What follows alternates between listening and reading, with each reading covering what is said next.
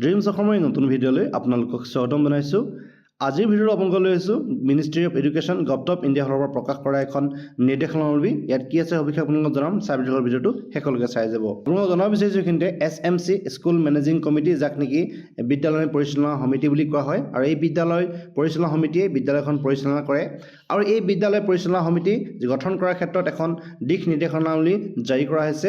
কেন্দ্ৰীয় চৰকাৰৰ ফালৰ পৰা এখন জাৰি কৰা হৈছে, যিহেতু কেন্দ্ৰীয় শিক্ষা মন্ত্ৰালয়ৰ ফালৰ পৰা SMC পুনৰ গঠন কৰাৰ ক্ষেত্ৰত কিছু চৰ্ত দিয়া হৈছে।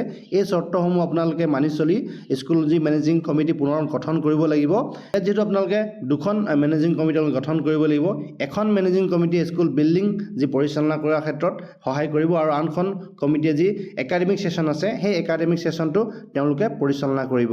আৰু এই SMC পুনৰ গঠন কৰাৰ ক্ষেত্ৰত কিছু নিয়ম সাল সলনি কৰা হৈছে।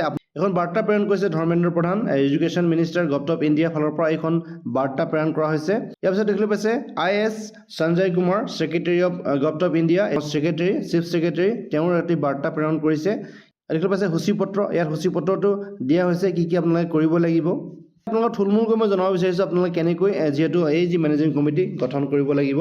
পূৰ্বৰ তুলনাত মেনেজিং কমিটিৰ সদস্য সংখ্যা আপোনালোকে বৃদ্ধি কৰিব লাগিব। যদিহে আপোনালোকৰ বিদ্যালয়ত 100তকৈ তলত আপোনালোকৰ ছাত্ৰ ছাত্ৰী আছে, আপোনালোকৰ মেনেজিং কমিটিখনত 12ৰ পৰা 15জন সদস্য থাকিব লাগিব। 100ৰ পৰা 500জন যদি ছাত্ৰ ছাত্ৰী আছে, তেতিয়া আপোনালোকৰ মেনেজিং কমিটিখনত 15ৰ পৰা 20জন সদস্য থাকিব লাগিব। যদিহে আপোনালোকৰ বিদ্যালয়ত 5খনতকৈ অধিক ছাত্ৰ ছাত্ৰী আছে, তেতিয়া আপোনালোকৰ মেনেজিং কমিটিখনত 20ৰ পৰা 25জন সদস্য আপোনালোকে অন্তৰ্ভুক্ত কৰিব লাগিব।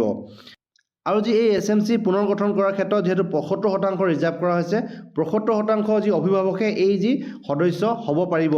মুঠ সদস্যৰ 75% যিহেতু পিতৃ মাতৃ হ'ব লাগিব। ছাত্ৰ ছাত্ৰীৰ পিতৃ মাতৃ বা অভিভাৱকসকলৰ মাজৰ পৰাহে এই সদস্য নিৰ্বাচন কৰিব লাগিব। আৰু 25% বাকী ৰৈ যাব, সেই 25%ৰ পৰা আপোনালোকে ওচৰৰ যিসমূহ ব্যক্তি আছে, বিশিষ্ট ব্যক্তি, যেনে আপোনাৰ গাঁওবুঢ়া হ'ব পাৰে বা ৱাৰ্ড প্ৰধান হ'ব পাৰে, সদস্যৰ পৰা আপোনালোকে 25% ইয়াৰ পৰা নিৰ্বাচন কৰিব লাগিব। ইয়াৰ পিছতে আপোনালোকৰ বিদ্যালয়ৰ শিক্ষকসকলে এই সমিতিখনৰ সদস্য হ'ব পাৰে। 1/3 আপোনালোকে এই শিক্ষকসকলক আপোনালোকে সদস্য অন্তৰ্ভুক্ত কৰিব পাৰিব। যিসকল স্থানীয় ব্যক্তি, জ্যেষ্ঠ ছাত্ৰ ছাত্ৰী, যিহেতু প্ৰাক্তন ছাত্ৰ ছাত্ৰী, আৰু যদি অংগনবাড়ী কৰ্মীসকল আছে বা ASHA কৰ্মীসকল আছে, তেওঁলোককো আপোনালোকে এই কমিটিৰ সদস্য হিচাপে অন্তৰ্ভুক্ত কৰিব পাৰিব এই 25%ৰ ভিতৰৰ পৰা। ইয়াৰ পিছতে আপোনালোকক জনাব বিচাৰিছোঁ এই SMCত যিহেতু 50% আপোনালোকৰ মহিলা হ'ব লাগিব। 50% মহিলাৰ বাবে সংৰক্ষণ কৰা হৈছে। আৰু আপোনালোকে ST SC OBC যিসকল ছাত্ৰ ছাত্ৰী আছে, তেওঁলোকৰ অভিভাৱকক আপোনালোকে অগ্ৰাধিকাৰ দিব লাগিব। ইয়াৰ পিছত আপোনালোকক জনাব বিচাৰিছোঁ আপোনালোকে SMCখন কেনেকুৱা হ'ব লাগিব। আপোনালোকে যিহেতু SMCখনত এজন সভাপতি থাকিব, এজন উপসভাপতি থাকিব, আৰু সদস্য থাকিব, লগতে আপোনাৰ সদস্য সচিব থাকিব। যিহেতু সভাপতিজন আপোনালোকৰ 100% আপোনালোকৰ যিহেতু অভিভাৱক হ'ব লাগিব। আপোনালোকৰ যিজন সভাপতি আপোনালোকে নিৰ্বাচন কৰিব, তেওঁৰ 100% আপোনালোকৰ বিদ্যালয়খনৰ অভিভাৱক বা পিতৃ মাতৃ হ'ব লাগিব।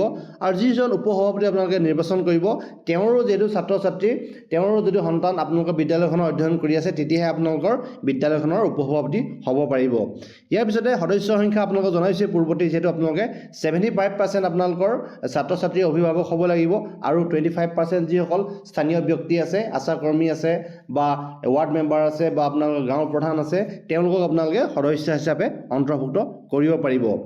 ইয়াৰ পিছত মই জনাব বিচাৰিছোঁ সদস্য সচিব কোনজন হ'ব। যিহেতু অধ্যক্ষ, প্ৰধান শিক্ষক বা ভাৰপ্ৰাপ্ত যিবোৰ প্ৰধান শিক্ষক থাকে, তেওঁলোকেই যিহেতু সদস্য সচিব বা ছেক্ৰেটাৰী হ'ব পাৰিব বুলি ইয়াত উল্লেখ কৰা হৈছে। এই SMC যিহেতু মিটিং আপোনালোকে মাহত কমেও এবাৰ হ'লেও আপোনালোকে আহ্বান কৰিব লাগিব। আৰু ইয়াত 50% আপোনালোকৰ অভিভাৱকসকল উপস্থিত থকাটো আপোনালোকে নিশ্চয়তা প্ৰদান কৰিব লাগিব বুলি ইয়াত উল্লেখ কৰা হৈছে।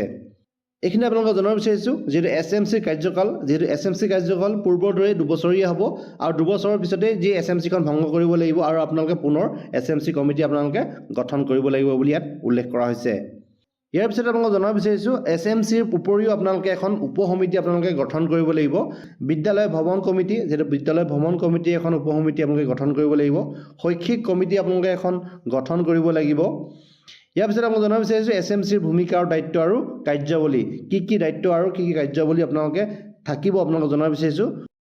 সকলো শিশুৰ নামভৰ্তি যেহেতু আপোনালোকে সুনিশ্চিত কৰিব লাগিব এই SMC যেহেতু মেম্বাৰ আৰু যিসকল প্ৰেচিডেণ্ট আৰু সভাপতি থাকিব তেওঁলোকৰ নামভৰ্তি সুনিশ্চিত কৰিব লাগিব বুলি ইয়াত উল্লেখ কৰা হৈছে। ইয়াৰ পিছত জনাব বিচাৰিছোঁ বিদ্যালয় আধাতে এৰা বিদ্যালয়ৰ বহিৰ্ভুক্ত শিশুসকলক OSC যিসমূহ বুলি কোৱা হয়, যিসমূহ OSC ছাত্ৰ ছাত্ৰী আছে তেওঁলোকক আপোনালোকে চিনাক্ত কৰি পুনৰ বিদ্যালয়লৈ অনাৰ ব্যৱস্থা কৰিব লাগিব বুলি ইয়াত উল্লেখ কৰা হৈছে। ইয়াৰ পিছতে শিক্ষাৰ্থীৰ প্ৰাপ্যসমূহ সময়মতে বিতৰণ কৰা, যিহেতু যিসমূহ ইউনিফৰ্ম বা যিসমূহ মিড ডে মিল থাকে এইসমূহ যাতে সময়মতে লাভ কৰে এইখিনি কথাও আপোনালোকে যি পৰ্যবেক্ষণ কৰিব লাগিব বুলি ইয়াত উল্লেখ কৰা হৈছে। অভিভাৱক শিক্ষক সভা যিহেতু যাক নেকি টিচাৰ এণ্ড পেৰেণ্ট মিট বুলি কোৱা হয়, টিচাৰ এণ্ড পেৰেণ্ট মিট আপোনালোকে মাহত আপোনালোকে আয়োজন কৰিব লাগিব। আপোনালোকে শৈক্ষিক পৰিকল্পনা আপোনালোকৰ বিদ্যালয়খনৰ শৈক্ষিক পৰিকল্পনা আপোনালোকে গঠন কৰিব লাগিব। ইয়াৰ পিছতে আপোনালোকে FLNৰ প্ৰতি সহযোগিতা আগবঢ়াব লাগিব বুলি ইয়াত উল্লেখ কৰা হৈছে। PM পোষণ যাক নেকি MDM বা মধ্যাহ্ন ভোজন বুলি কোৱা হয়, এই মধ্যাহ্ন ভোজনো আপোনালোকে তদাৰক কৰিব লাগিব, যি নতুন যি কমিটি গঠন কৰিব লাগিব তেওঁলোকে তদাৰক কৰিব লাগিব বুলি ইয়াত উল্লেখ কৰা হৈছে। ইয়াৰ পিছত আন্তঃগাঁথনি আৰু সা সুবিধা, যিসমূহ বিদ্যালয়খনৰ আন্তঃগাঁথনি বা সা সুবিধা প্ৰদান কৰা হয় সেইখিনি আপোনালোকে তত্বাৱধান কৰিব লাগিব, আপোনালোকে পৰ্যবেক্ষণ কৰিব লাগিব। যিসমূহ নতুন SMC কমিটি থাকে তেওঁলোকে পৰ্যবেক্ষণ কৰিব লাগিব বুলি ইয়াত উল্লেখ কৰা হৈছে। লগতে বিদ্যালয়ত সুৰক্ষা আৰু যি নিৰাপত্তা আপোনালোকে সুনিশ্চিত কৰিব লাগিব। যিসমূহ SMC থাকিব SMC কমিটিৰ মেম্বাৰসকলে বিদ্যালয়ৰ শিশুৰ সুৰক্ষা আৰু নিৰাপত্তা আপোনালোকে সুনিশ্চিত কৰিব লাগিব বুলি ইয়াত উল্লেখ কৰা হৈছে। ইয়াৰ পিছতে হোষ্টেল ব্যৱস্থা, যদিহে আপোনালোকৰ বিদ্যালয়ৰ হোষ্টেল ব্যৱস্থা আছে এইখিনিও আপোনালোকে পৰ্যবেক্ষণ কৰিব লাগিব, যেনেকৈ কস্তুৰবা গান্ধী বালিকা বিদ্যালয়, সুভাষ চন্দ্ৰ বোস আৱাসিক যি হোষ্টেল এইসমূহ আপোনালোকে পৰ্যবেক্ষণ কৰিব লাগিব বুলি উল্লেখ কৰা হৈছে। ইয়াৰ পিছতে বিদ্যালয় উন্নয়ন পৰিকল্পনা SDP যাক নেকি কোৱা হয়, এই SDP আপোনালোকে বিদ্যালয় পৰিচালনা সমিতিয়ে প্ৰস্তুত কৰিব লাগিব। ইয়াত দেখিবলৈ পাইছে SDP আপোনালোকে কেনেকৈ প্ৰস্তুত কৰিবলৈ ইয়াত আৰ্হি দিয়া হৈছে, সেই আৰ্হি অনুসৰি আপোনালোকে SDP প্ৰস্তুত কৰিব লাগিব। ইয়াৰ পিছত আপোনালোকে গ্ৰাম উন্নয়ন বিভাগ, নগৰ উন্নয়ন বিভাগ, খোৱা পানী আৰু অনাময় বিভাগ, মহিলা আৰু শিশু বিকাশ বিভাগ আপোনালোকে চাব লাগিব। উপ পৰিকল্পনা আৰু ক্ৰীড়া বিভাগ আপোনালোকে পৰ্যবেক্ষণ কৰিব লাগিব। বিধি আৰু ন্যায় বিভাগ, গৃহ পৰিকল্পনা বিভাগ, পঞ্চায়তী ৰাজ বিভাগ ইত্যাদিকে আপোনালোকে সকলো বিভাগসমূহ এই যি SMC মেম্বাৰ কমিটিসমূহে আপোনালোকে পৰ্যবেক্ষণ কৰিব লাগিব বুলি উল্লেখ কৰা হৈছে। যিহেতু বিদ্যালয় পৰিচালনা সমিতি পুনৰ গঠন কৰাৰ ক্ষেত্ৰত কঠোৰ নিৰ্দেশনাৱলী জাৰি কৰিছে কেন্দ্ৰীয় শিক্ষা মন্ত্ৰালয়ৰ ফালৰ পৰা, আপোনালোকে এইখিনি গাইডলাইন ফ'ল' কৰিব লাগিব আৰু এই গাইডলাইনখিনি অনুযায়ী আপোনালোকে বিদ্যালয়ত নতুন পৰিচালনা সমিতি গঠন কৰিব লাগিব বুলি উল্লেখ কৰা হৈছে। চাই পেলাই ভিডিঅ'ত ইমানখিনি আছিলে। আশা কৰিছোঁ ভিডিঅ'টো আপোনালোকক যথেষ্ট উপকৃত কৰিব। ভিডিঅ'টো শেষলৈকে চাই থকাৰ বাবে আপোনালোকক পুনৰবাৰ ধন্যবাদ জনালোঁ।